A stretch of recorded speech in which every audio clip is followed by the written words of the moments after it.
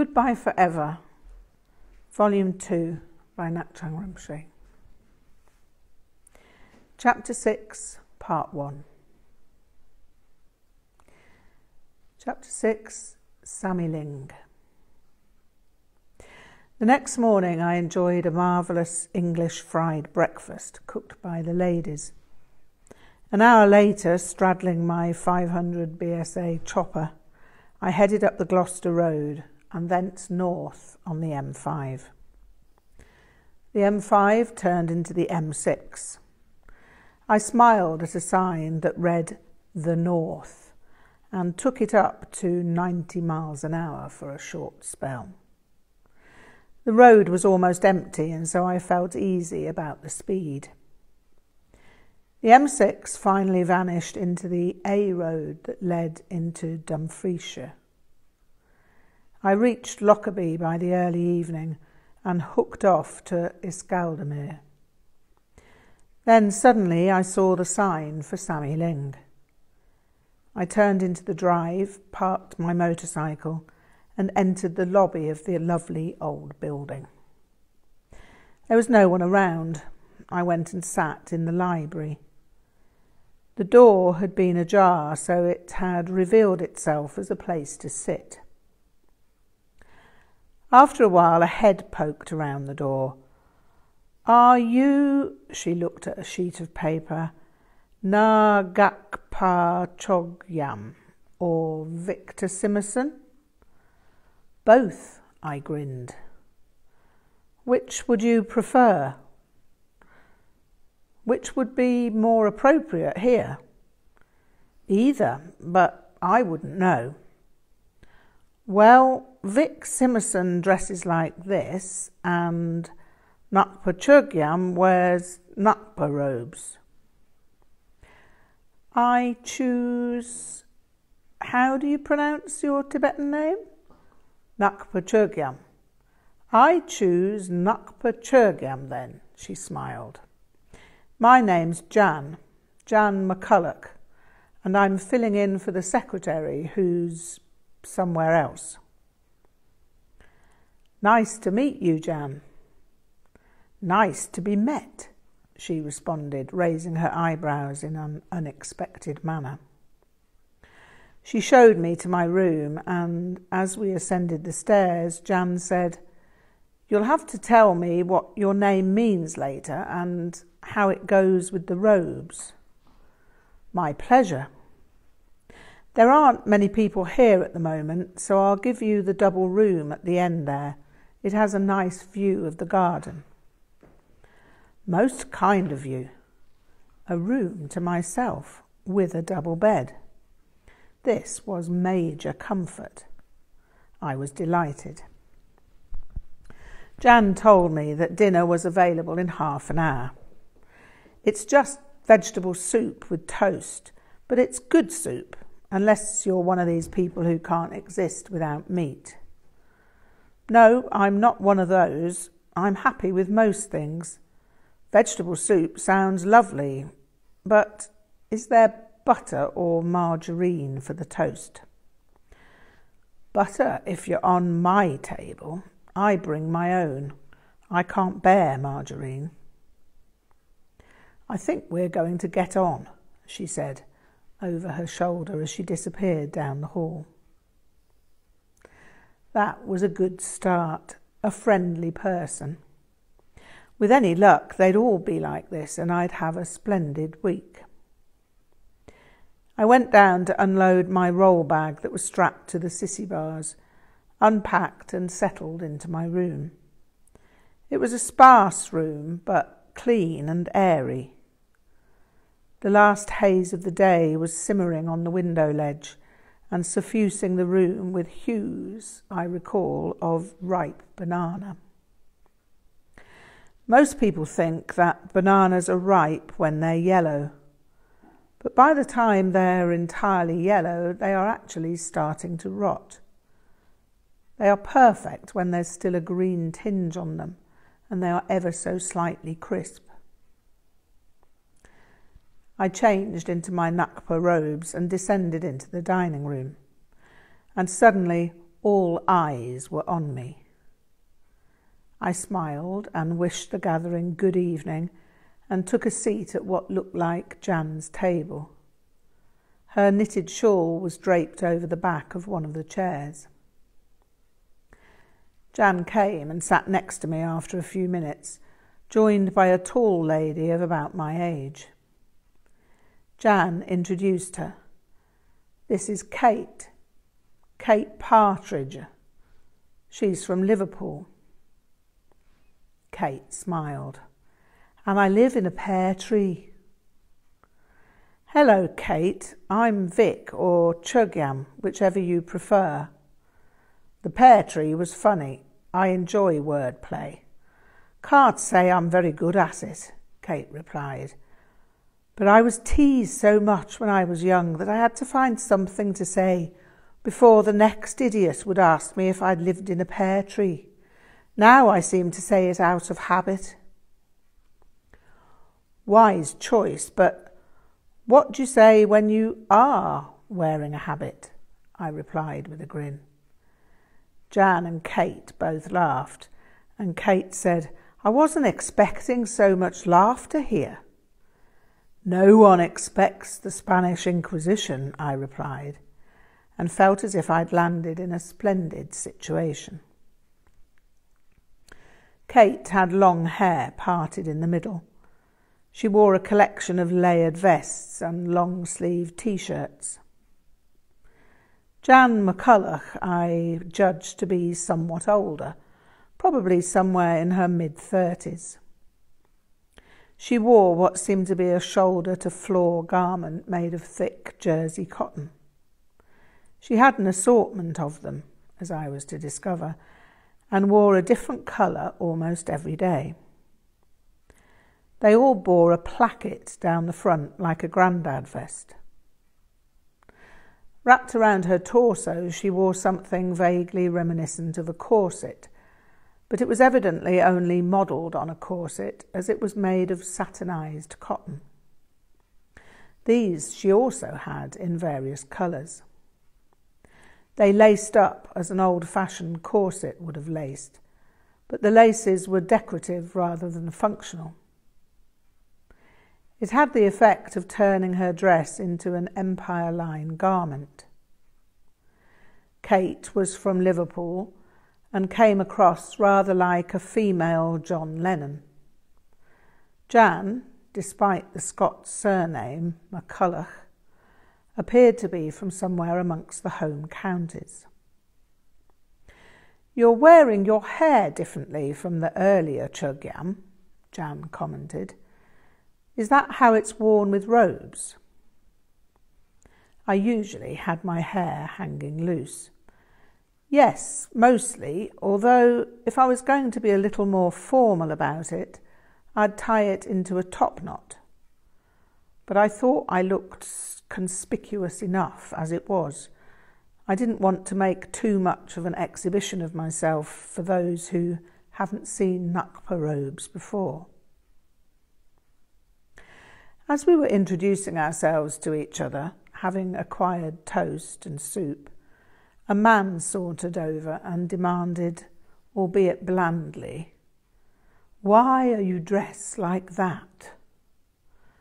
The voice was not one of friendly inquiry. What to answer? Your guess is as good as mine? Quite frankly, fuck you, sir? No, neither. What about it's a socially acceptable alternative to nudity? No, not really an occasion for wit. So I went for, I'd be most happy to explain, but first, would you be so kind as to tell me why you were asking? He stared at me, slightly shocked at being held accountable for his intentions, not knowing what to say, and was about to reply when Jan shot him a severe glance. He turned on his heel with the look of one who has been reprimanded by a superior and returned to his seat. Not a good start, I thought. Maybe I shouldn't have put the robes on after all. That's Jarvis, Jan commented with a smile. Don't mind him, he's a puppy. He wants to get me into bed, but he's such a little boy, I couldn't even think of it. That was a revelation. I'd never really met a woman with such force of personality before, apart from Annalie. Certainly Det had force of personality, but somehow it was held in place to cover what I'd discovered to be a vulnerable persona. Jan was clearly entirely self-confident. She was also kindly and didn't have to exert her evident personal authority, and she found it necessary. Are there many people like Jarvis here? I asked. Yes, a few, but don't let it worry you. It's often like this with converts of new religion. They're always more ardent than those born to it. They'll get used to you in a day or two, once they've got over the shock of the new, as it were. By the way, that was an admirable response you gave Jarvis. You managed to put him in his place without any aggression. It almost sounds as if you've had experience of making replies like that. Yes, I sighed, I have. I really don't like having to account for myself to a perfect stranger, and I don't like having to defend myself either. It would be easy to bark, but I refuse to be forced into counter-aggression. So the approach I take with such people is to be warm and smile, but at the same time call their number. That is to say, ask them why they're saying or asking or whatever. That seems mainly to put an end to it. As if it doesn't, asked Kate. Then I address their anger by asking why they're angry. Then they deny being angry. Then I apologise for thinking they were angry and bid them good day. Too funny, said Jan. Good for you. Can I ask where you've come across this kind of reaction before? I met it in 1971 when I first went to India, and I tend to meet it whenever I meet Tibetan Buddhists. It's not wonderful, I must admit. Jan laughed. They'll soon change their tune when they hear you've got your BTI. BTI is? I inquired. Been to India. It's like a qualification here, like a BA or BSc. Ah, will they be more impressed that I have my BDN as well? Been to Nepal. Ooh, yes. That would have to count as an NA at least, Jan laughed. I think I have everything because I spent a year in India, but still it actually means very little. Yes, I know that. Some people just smoke themselves into oblivion there. But you must tell me about your time in India. I'd be most interested to hear about it. I must tell you, however, that my BTI and BTN make your time in India look like a PhD. I was only there for 3 months, so it's not so much to brag about. I've been to Wigan Pier, Kate added with a mischievous expression. I've never been there, Kate, but in spite of that, some people think I have a wig and Wigan address. But only when I'm wearing robes, I countered, and the gathering erupted into a gale of laughter.